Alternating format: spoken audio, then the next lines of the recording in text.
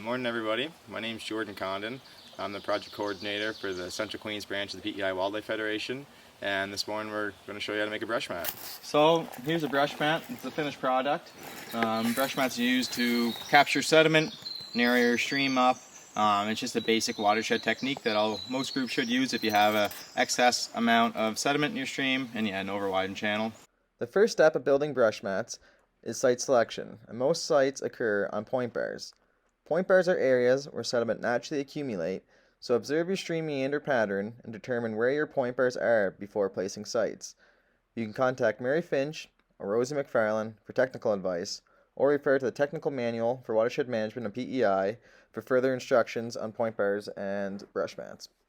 So here in the meander sequence, you can see the water's flowing to the outside outer bend, and here behind me is where it's already a natural point bar that's established, has a nice grass bank. It's tapered up to the full bank width, and you're going to get a bit of nice gravel on the point bar. So I wouldn't necessarily brush mat on this site, but it's already functioning proper. It is a little over widened, but that grass is sloped up to the bank and it'll continue to capture sediment. For the first stage of your brush mat, you want to be a bit more conservative. And then the next year when you come back through, you can build it out a bit farther if you think so. In the question, how wide you want the brush mat? Now, brush mats are used to narrow the channel up in an over-widened section. This site isn't necessarily too wide, but there is an excessive amount of sediment right here. So you want to build the brush mat maybe almost to the edge of the water, where you want to have it tapered back up to the bank. And brush mats are important and used in over-widened sections to help kind of capture sediment, narrow that stream channel back up so you can kind of focus the flow and facilitate more flushing of the sediment as that stream channel narrows up and stream bank is rebuilt and reestablished. So the next step in building a brush mat is staking it out. You can use alders or small spruce to stake it out. We're fortunate enough to have these wooden stakes supplied by a local mill. In this case, we have 2 rows of stakes, one along the stream side and one along the stream bank. And the rows of stakes should be about 1 meter or 2 meters apart, and it should kind of follow the natural point bar. So in this case, all I did was start at the bank and follow the natural shape of the point bar. So it's kind of tapered out and then slowly tapers back in. So it's important to not be too aggressive with your point bars. You don't want to push the water against that outside bank too much in a high flow event. So when staking that outside part of your brush mat, it's important not to be too aggressive or too forward and come into the channel too much, because this is low water right now. But in the springtime or during the winter when you have a melt, the water is going to be up 1 meter or so, and you don't want to be exerting too much of that energy on the outer part of that bank. So if you notice that it's already eroding, you might want to be a bit more conservative. In this case, we're a bit more safe because this is already a formed point bar. So what we're going to do is whenever we're placing the brush is that it's going to be very minimal at this point, and it's going to be sloped back into the bank. And in this case too, it's a bit more of a gradual bend. It's not on a sharp bend or a tight bend. You kind of want to avoid doing it on a tight or sharp corner, because in that situation it's going to be more likely to blow your bank out. So when you do use full trees, this is kind of on the larger size of full trees you want to place in your brush mat.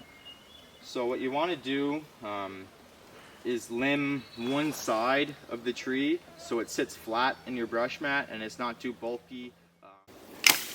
And place that flat side along the ground in the brush mat. So now that I got the full tree placed, I have the butt end kind of towards the bank, and the boughs kind of more tapered towards the stream. You can kind of step on them and break them, so it's not as bushy, so it's easier to tie down later. So now I'm going to show you if you limbed a tree and you're using mostly boughs, how to place them. You take your boughs, usually take the butt end of the bough and stick it into the bank so that it's kind of snug in there, it's laying flat, and then you continue to do so with some of the bushier boughs and have them kind of layered like shingles. So I'll stick that butt end into the ground, lay it down, and then continue to do so, laying some of the boughs. And after a few minutes, you'll end up with a nice layer of boughs kind of covering the sediment or covering that point bar. Have it tapered up towards the bank. We're going to show you how to tie in a brush mat. We use jute. You get it from Agri Co-op. It decomposes over time opposed to the nylon stuff. We have used the nylon stuff in the past, but the jute stuff is preferred since it does decompose. So to start tying in your brush mat, you start at the stake that's closest to the bank at the uppermost part of the brush mat. It doesn't really matter what kind of knot you use to tie it in at the first, as long as it's secured. So you go from the one that's closest to the bank, the one that's closest to the stream. You take the twine, you just do 2 loops or 2 twists, so you kind of get something that looks like that. Put it down as low as you can go. Take the piece that's attached to the bucket and then just kind of crank it tight, get it nice and snug. You take it and do 2 wraps, and then you alternate back to the one that's closest to the bank. So again, hold it, twist it a couple times, slide it down, pull it nice and snug, do 2 wraps, and then alternate between the rows. So go from the bank to the stream, back to the bank, back to the stream.